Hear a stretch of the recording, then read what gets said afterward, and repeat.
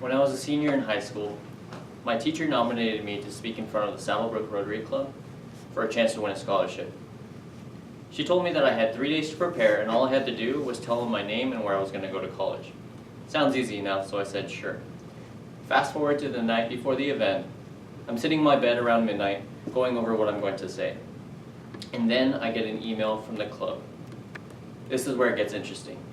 The title of the email, 4-way speech contest.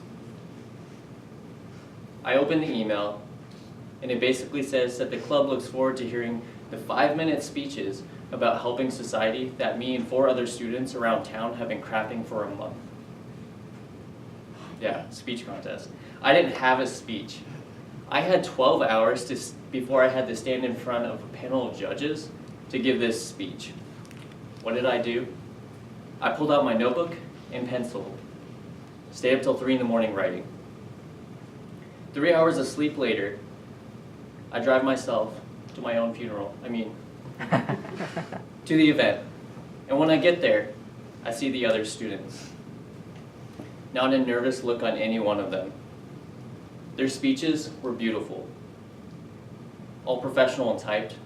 My speech was written on a piece of notebook paper in my pocket. The first student gives her speech, and the crowd goes wild.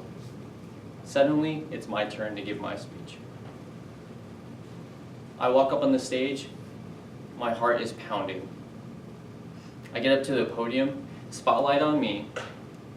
I look up into the audience and I see at the corner of my eye, I see my dad, my teacher, and my principal smiling at me proudly. Then I pull out my speech, and just as it seems like it couldn't get any worse, I lift the little frillies on the end of the notebook paper.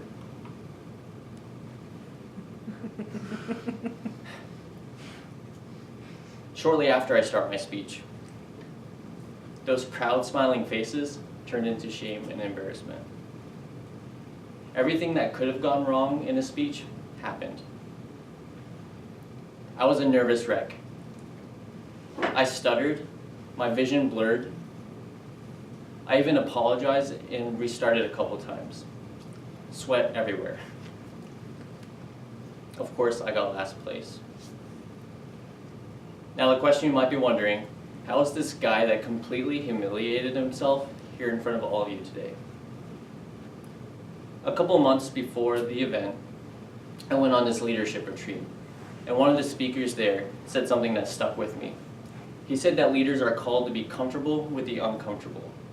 So since that day, I made it my personal goal to be bold in uncomfortable situations. So when it came to that embarrassing speech, that's exactly what I did. From writing, to driving myself there, to standing in front of that podium, that little voice kept coming up in my head. Be bold. So on the car ride home, I actually felt okay. I convinced myself that no speech can be worse than that one. And so far it's been true. After that day, I was given many opportunities to speak in front of many different audiences.